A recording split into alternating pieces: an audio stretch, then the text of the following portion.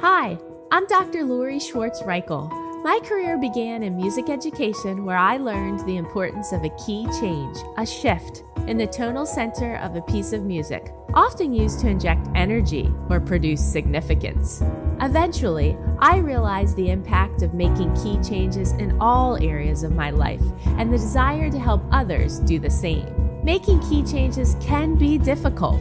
I certainly don't have all the answers, but I do like to pose questions for reflection and offer actionable key changes for us to attempt in both our working and living situations.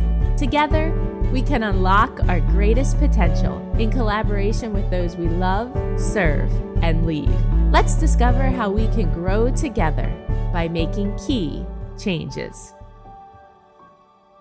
Raising young humans is tough, no matter what it is: parenting, adopting, fostering, caregiving, neighboring, aunting, uncling, coaching, teaching, or mentoring. It is a huge responsibility and one we often second guess as adults. We may ponder questions like, are we doing it right? Are we encouraging children to be independent? Have we offered enough structured time balanced with adequate free or creative time? What behaviors are we modeling? Are we speaking kindly to them, yet offering some tough love, too? Are we present enough?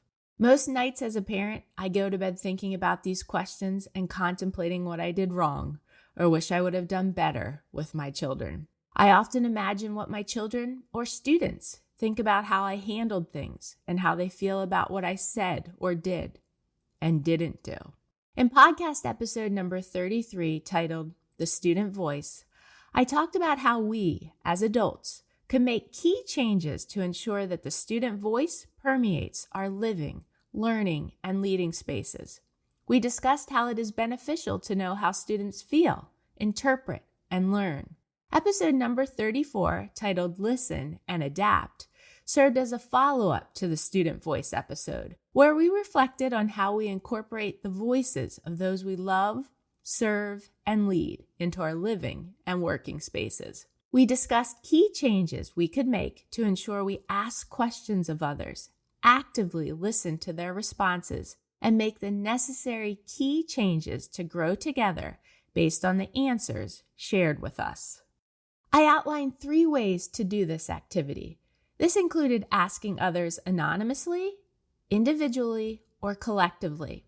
If you didn't get a chance to listen to podcast episodes number 33 and number 34, I suggest you go back and do so, or listen to them again if you want to refresh some ideas. This content was the research for my doctoral thesis, and it is the session I am asked to present the most often for school district employees. I have titled this session, Mirror, Mirror on the Wall, Am I or Are We? Providing opportunities reflecting all, which takes a deep dive into embracing and amplifying the student voice in our living, learning, and leading spaces. With the holidays approaching and routines changing, I realized it had been a while since I had done this reflective process with my own children at home. I believe in this practice, so if I speak about it, I want to live it. My son and daughter are accustomed to their mother listening to podcasts in the car, especially on long rides. They like it when they can view the podcast covers on the car's navigation screen. When I scroll through the list of shows that I follow, they often say, "No, not that one," or "Okay, you can listen to that one." Apparently, I listen to 2 shows where the hosts use foul language. My children have called me out on this. I now listen to these shows when I am not in their presence. I remember the day I was driving my kids around in the car and my son and daughter asked if they could listen to my podcast. I chuckled a bit, but they insisted, so I let them listen. From the rearview mirror of the car, I observed 2 young children listening intently to their mom's work. I could tell they were comprehending what I was speaking about in the episode, especially my daughter, who is the older child. It was as if I could see the wheels in their minds turning as they listened. I'll admit, it was a cool feeling to know your children like what you do for a living. I had that same feeling a few years ago when they both came to watch me guest conduct an honor band. Their responses afterward were priceless. The first time my children listened to my podcast, they had several questions. They asked me things like, "When do you record this?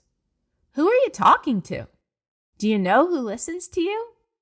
Do people respond to you?" These are all legitimate questions that prompted a conversation about my work. The most abrupt statement came from my daughter, who said, "But I thought you were a music teacher." After this question, we talked about how careers can change and evolve. Shortly after that car ride, I caught glimpses of my children recording themselves with their iPads while speaking. After my children listened to a few of my podcast episodes, they asked me questions about my thoughts and actions. But it had been a while since I asked them questions. They have asked several more times to listen to my podcast. I'll be honest, it's often when we are in the car for a while, we've exhausted a conversation, they've finished reading or having some device time, and it's been silent for a bit.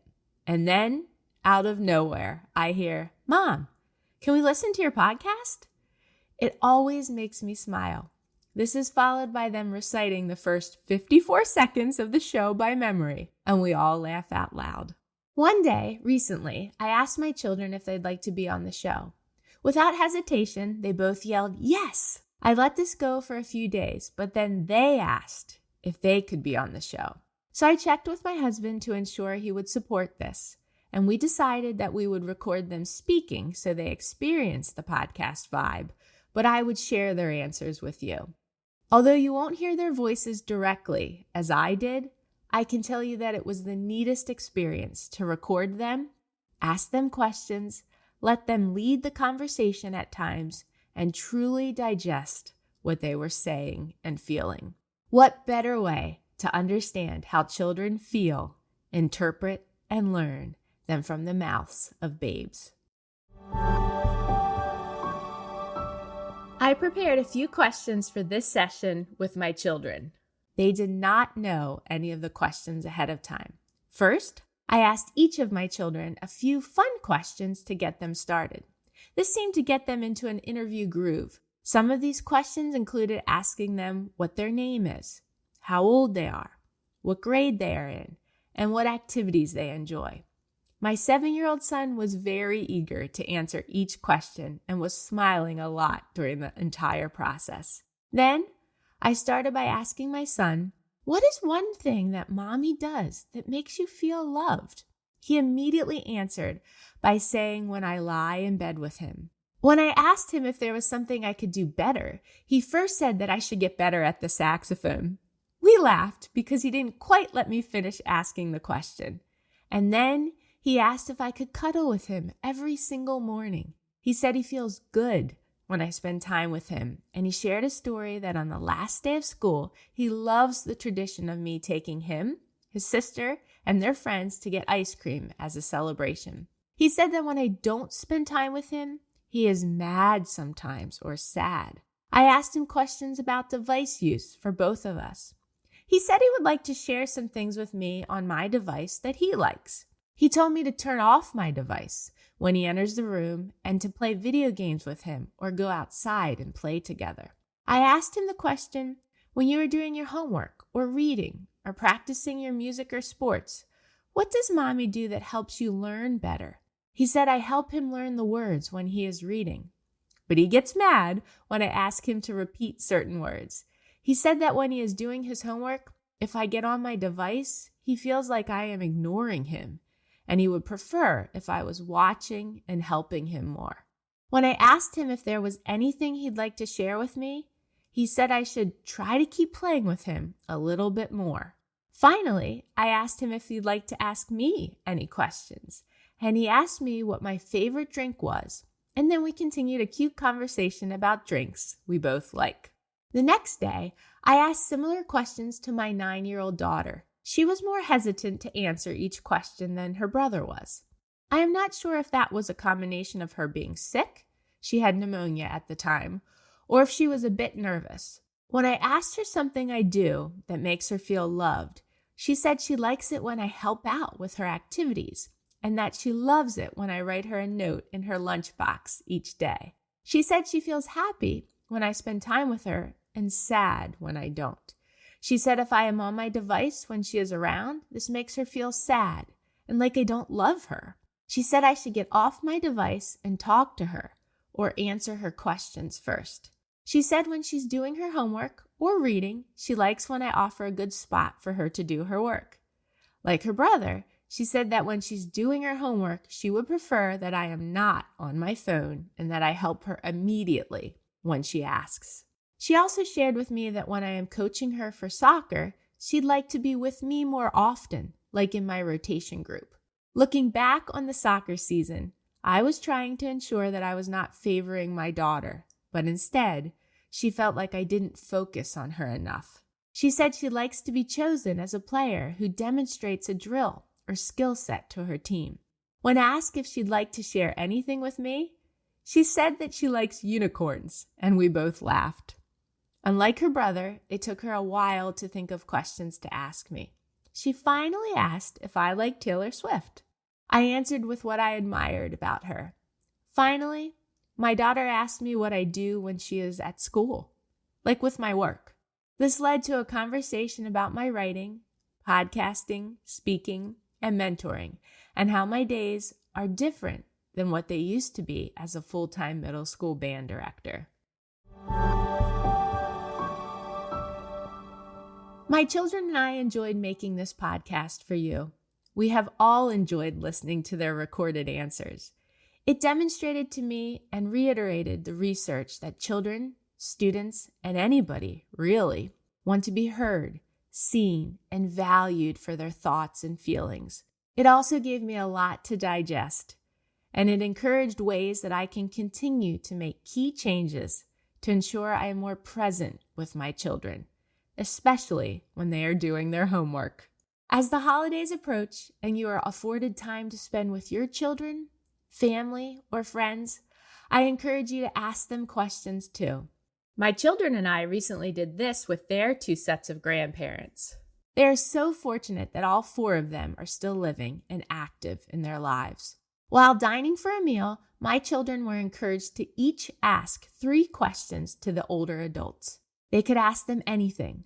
At first, it felt like a chore, but as we got going, those questions turned into long, story-like answers from their grandparents, and the table of questions was soon flipped.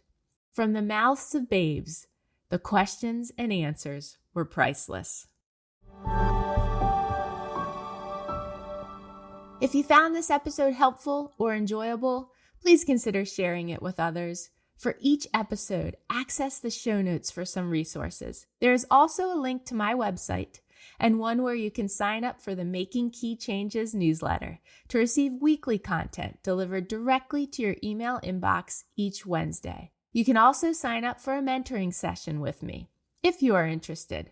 My main work is public speaking, so if you feel any of my talks or courses would add value to your school district, company, or organization, let's have a conversation. You can find a list of these on the homepage of the Making Key Changes website. How are we making key changes to ask questions of those we love, serve, or lead, and then allow those answers to guide our future actions? Thanks for listening.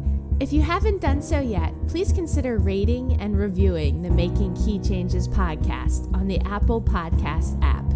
If you found this episode helpful, please consider sharing it with others and joining me again next week. In my coming episodes, I'll discuss topics that are most passionate to me, along with things I've been researching or areas of my life I have changed or want to change. You can learn more about me on my website, makingkeychanges.com. Feel free to message me through there or reach out on social media. I'd love to hear from you and learn about what key changes you hope to make.